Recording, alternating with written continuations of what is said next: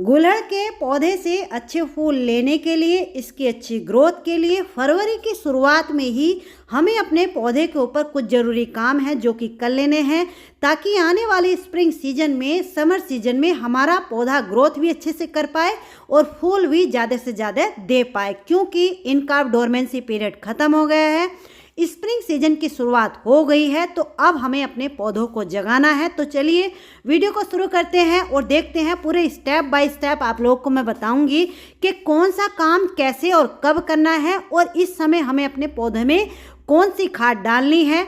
सबसे पहले आप लोग मेरे इन पौधों को देख लीजिए, इनकी पत्तियां कितनी लस ग्रीन हैं और कलियां भी आप लोग देखिए कितनी मोटी मोटी कलियां इनके ऊपर लगी हुई हैं। यानी कि जनवरी एंड हो गया है, फरवरी की शुरुआत हो गई है, डोरमेंसी पीरियड ख़त्म होते होते तक भी मेरे पौधों के ऊपर कितनी अच्छी कलियां बनी हुई हैं, ना ही कोई पत्ती पीली पड़ी हुई है। तो ये नतीजा होता है पौधों की देखभाल करने का, केयर करने का। कुछ कमेंट मुझे ये आ रहे थे कि हमारे पौधों की जो पत्तियां हैं वो पीली होकर के गिर रही हैं। तो पत्तियां पीली होकर के जब गिरती हैं तो उसके कई कारण हो सकते हैं, लेकिन उन्हीं में एक मेन कारण जो होता है वो होता है कि आप अपने पौधों में ओवर वाटरिंग कर रहे हैं। यानी कि पौधों की जो मिट्टी है वो लगातार नहीं सूख रही है, उसमें ओवर वाटरिंग हो रही है। तो आपको पानी का विशेष ध्यान रखना है। मैं हर वीडियो में हमेशा आप लोगों को ये कहती हूँ कि पौधों का पानी का ध्यान अगर आपने रख लिया तो आपके पौधे कभी खराब नहीं होंगे। तो चलिए सबसे पहला जो काम इस समय अपने पौधों के ऊपर हमें करना है, पहले अपने पौधे की मिट्टी को चेक करना है। ज़्यादा गीली मिट्टी तो नहीं है, अगर गीली मिट्टी है फिर आप लोग रुक जाइए। मिट्टी ऊपर से कम 3 से 4 इंच की सूखी हुई होनी चाहिए, तब आपको ये काम करना है। तो देखिए मिट्टी की जैसे कि मैं कर रही हूँ, चारों तरफ से 3-3, 4-4 इंच की गुड़ाई कर लेनी है। गुड़ाई करने के बाद इस मिट्टी को निकाल लेना है। यहाँ पर एक बात और आपको ध्यान रखनी है, अगर आपका पौधा छोटा है, 1 से 1.5 साल ही पुराना है, फिर 4-4 इंच की गुड़ाई नहीं करनी है, फिर आपको 1 से 1.5 या 2 इंच की ही गुड़ाई करके मिट्टी को निकालना है। अगर पौधा पुराना है, लगभग 2 साल, 2.5 साल या 3 साल, फिर उसकी 4-4 इंच की भी गुड़ाई आप लोग कर सकते हैं। यानी कि साइडों से गुड़ाई करके इसके ऊपर से हल्की हल्की सी रूट प्रूनिंग भी कर देनी है। जैसे हम मिट्टी को खोद रहे हैं तो हल्की फुल्की इसकी जड़ें भी कट जाएंगी, तो कोई बात नहीं है। सिर्फ एक बात आपको ध्यान रखनी है, इसका ये बीच वाला जो हिस्सा होता है जिसको मेन ट्रंक बोलते हैं, ये नहीं हिलना चाहिए, इसको डिस्टर्ब नहीं करना है।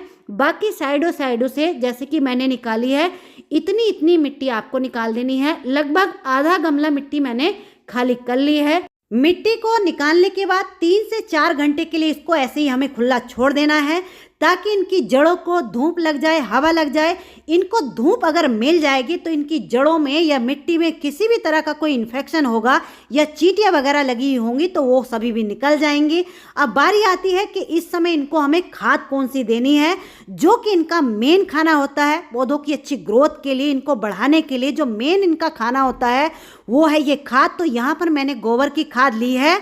इसकी जगह आप लोग वर्मी कंपोस्ट, लीफ कंपोस्ट, जोन सी खाद भी आपके पास अवेलेबल हो, लेकिन ध्यान रखना जोन सी भी खाद पौधों में आप लोग डाल रहे हैं वो अच्छे से डिकम्पोस्ट और सूखी हुई होनी चाहिए। कच्ची खाद अगर आप पौधों में डालोगे तो पौधों में फंगस लग सकती है।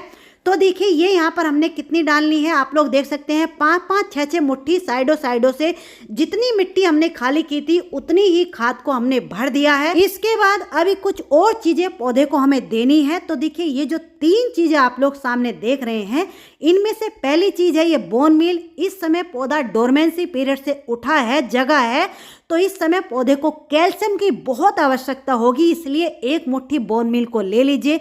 दूसरी चीज 1 मुट्ठी नीम खली और तीसरी चीज 1 मुट्ठी सरसों खली का पाउडर यहाँ पर हमने लिया है। ये जो सरसों खली यानी कि मस्टर्ड केक का पाउडर होता है, इसमें वो सारे पोषक तत्व मिल जाते हैं जो कि पौधे की ग्रोथ के लिए, पौधों को फूलों पर लाने के लिए, यानी कि ये ऐसा फर्टिलाइजर है कि पौधे को जो न्यूट्रिशन चाहिए होते हैं ग्रोथ करने के लिए वो सभी चीज़ें इसमें मिल जाती हैं। लेकिन इसको देने का सही तरीका आपको आना चाहिए, क्योंकि कई बार अगर इसको गलत तरीके से आप लोग दे दोगे तो इससे पौधों की जड़ों में, मिट्टी में फंगस भी लग सकती है, लग जाती है। तो इसलिए जब भी आप सरसों खली का फर्टिलाइजर पौधों में डालते हैं या तो इसके साथ नीम खली होनी चाहिए। नीम खली अगर आपके पास नहीं है तो कोई भी फंगिसाइड पाउडर को ले लीजिए, या फिर इसका लिक्विड फर्टिलाइजर बनाकर भी अगर पौधों में आप डालते हैं उसमें भी फंगिसाइड पाउडर या नीम खली जरूर होनी चाहिए। इसका लिक्विड फर्टिलाइजर कैसे बनता है मेरे चैनल में पूरी डिटेल में एक वीडियो पड़ी हुई है, आप लोग चाहो तो उसको जाकर के चेक कर सकते हैं। तो देखिए फर्टिलाइजर को डालने के बाद इसके ऊपर से जो मिट्टी हमने निकाली थी उसी मिट्टी से हमने ऊपर से इसको कवर कर दिया है, ढक दिया है। फर्टिलाइजर को देने के तुरंत बाद अब बारी आती है पौधों में पानी देने की। तो देखिए उसके लिए यहाँ पर हमने 1 चम्मच फंगिसाइड पाउडर और 1 चम्मच एप्सम सोल्ट को पानी में मिला लिया है। ये जो एप्सम सोल्ट होता है ये पौधों को सोख में जाने से बचाता है। जैसे इस समय हमने इनकी जड़ों की कटाई छटाई कर दी है, यानी कि रूट प्रूनिंग कर दी है, तो ये जड़ों को तेजी से विकसित कराएगा, पत्तियों को लस ग्रीन बनाता है। दूसरी बात, इनके ऊपर जो नई कलियां निकल करके आएंगी उनकी संख्या भी ज़्यादा होगी और फूलों के जो कलर हैं वो भी ब्राइट कलर निकल करके आएंगे। इसलिए 1 चम्मच एप्सम सोल्ट को आप लोग महीने में एक बार अपने पौधे में अगर डाल दोगे तो आपके पौधे हमेशा के लिए सेफ रहेंगे और लंबे समय तक चलेंगे। पानी आपको इतना देना है, पॉट के नीचे ड्रेनेज होल से नहीं निकलना चाहिए। नीचे से अगर पानी निकल गया तो आज जितने भी न्यूट्रिशन आपने पौधे को दिए हैं ये सभी पानी के जरिए नीचे से निकल जाएंगे। खाद को देने के बाद अब बारी आती है कि इस समय आप लोग अपने पौधे को जितना मर्जी जैसा चाहो आकार दे सकते हैं इनकी प्रूनिंग करके। इस समय पौधों की हार्ड प्रूनिंग, सॉफ्ट प्रूनिंग, जैसा आपका पौधा है आप लोग अपने हिसाब से कर सकते हैं क्योंकि इनका ग्रोइंग पीरियड है। अब ये जो हाइब्रिड पौधे होते हैं इनकी बहुत ज़्यादा ग्रोथ तो नहीं होती है, लेकिन इनके भी प्रूनिंग करना जरूरी होता है। तो देखिए ये जो ब्रांच आप लोग साइड से देख रहे हैं, ये ब्रांच यहाँ से टिप वाले हिस्से से 2 से 3 इंच की हम कट कर देंगे। इसको यहाँ से अगर हम कट नहीं करते तो ये ब्रांच ऊपर को लंबी लंबी सी एक ही ब्रांच चलती रहती। अगर जहाँ से हमने इसको कट कर दिया है यहाँ से अब इसमें से नई नई ब्रांचें निकलेंगी। जैसे कि ये ब्रांच आप लोग सामने देख रहे हैं, इस ब्रांच को मैंने 1 से 1.5 महीने पहले यहाँ से ऊपर से कट कर दिया था। कट करने के बाद आप लोग देखिए साइडों से इसमें छोटी छोटी 4-5 ब्रांचें अब नई निकल रही हैं। तो इसलिए पौधों को प्रून करना जरूरी होता है। जितनी ज़्यादा पौधों में ब्रांचें होंगी उतनी ही ज़्यादा पौधों में फूल और कलियां आएंगे। लेकिन यहाँ पर एक बात और आपको ध्यान रखनी है, अगर ब्रांच आपकी मैच्योर है, लगभग 10 इंच की है, फिर आप उसको कट करेंगे।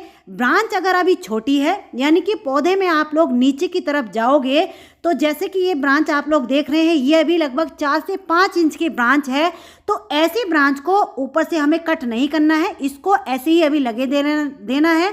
जब ये ब्रांच मैच्योर हो जाएगी लगभग 6 से 7 इंच की, या ब्रांच नहीं भी बढ़ेगी मैच्योर हो जाएगी, तब इसको हम यहाँ से कट करेंगे। तो ये बात भी आपको ध्यान रखनी है। तो आप लोग देखिए मेरे पौधे को मैंने जहाँ जहाँ से मुझे लग रहा था वहाँ से ब्रांचों को कट करके 2-2, 3-3 इंच की पौधे को एक आकार दे दिया है, शेप में ले आए हैं। अब बात करते हैं नेक्स्ट पॉइंट की। तो देखिए इस समय आप अपने पौधे की पत्तियों को इस तरीके से पलट करके जब देखोगे तो आपको दिखाई नहीं देंगे, लेकिन पीछे की तरफ एफिड्स होते हैं, कुछ वाइट कुछ ब्लैक्स ये लगे हुए होंगे। तो आप लोग पहला काम तो ये करिए कि जो ज़्यादा पत्ती खराब है, यानी कि जैसे आप लोग देख रहे हैं इस तरीके की पत्ती मुड़ी हुई है या फिर पीछे की तरफ ज़्यादा ब्लैक एफिड्स या वाइट एफिड्स लगे हुए हैं, इन पत्तियों को हटा दीजिए। यानी कि आप अपने पौधे के ऊपर से कुछ पुरानी पत्तियों को हटा दीजिए, पौधे का भार थोड़ा सा हल्का कर दीजिए। दूसरी बात, इस समय जितनी भी कलियां बनी हुई हैं इन कलियों में देखिए इस तरीके से ब्लैक एफिड्स या मिलीबग लगे हुए हैं, तो इनका ट्रीटमेंट करने के लिए ये है, देखिए यहाँ पर नीम ऑयल। नीम ऑयल 2 तरीके के होते हैं। ये जो नीम ऑयल आप लोग सामने देख रहे हैं ये पौधों के लिए आता है, ये आपको एग्रीकल्चर की शॉप से ही मिलेगा। एक नीम ऑयल और आता है जिसको लोग कहते हैं कि इसमें डिश वॉश शैम्पू मिला लीजिए, वो नीम ऑयल पौधों के लिए नहीं रहता है। मैं बार बार अपनी वीडियो में बताती हूँ लेकिन फिर भी कमेंट आते हैं।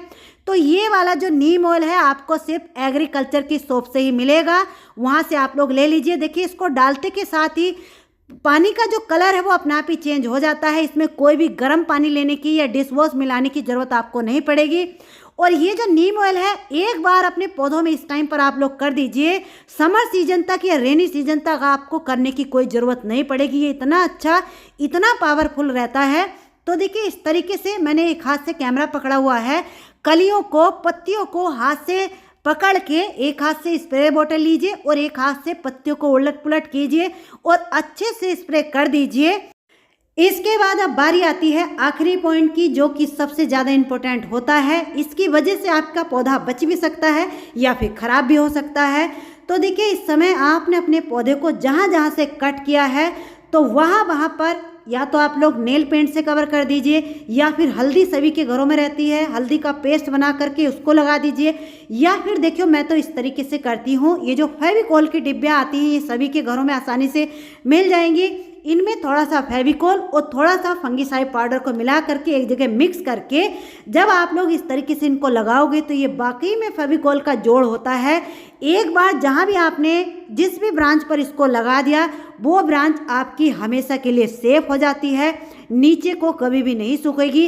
अगर इनको आप लोग नहीं लगाओगे, ब्रांचों को कवर नहीं करोगे, तो ये जो ब्रांचें हैं जब इनके ऊपर पानी गिरेगा तो ये जो ब्रांचें हैं जहाँ से आपने कट किया है वहाँ से नीचे को सूखती चली जाएंगी। तो इस बात का आपको विशेष ध्यान रखना है। तो चलिए दोस्तों मिलते हैं इसकी नेक्स्ट अपडेट के साथ, यानी कि गुड़हल के पौधे की समय समय पर आप लोगों के साथ मैं देखभाल शेयर करती रहती हूँ। आज की ये वीडियो आपको कैसी लगी? अच्छी लगी तो प्लीज़ एक लाइक तो जरूर कर दीजिए। चैनल पर पहली बार आए हैं तो चैनल को सब्सक्राइब कर लीजिए। मिलते हैं किसी नेक्स्ट वीडियो में नेक्स्ट टॉपिक के साथ, तब तक के लिए।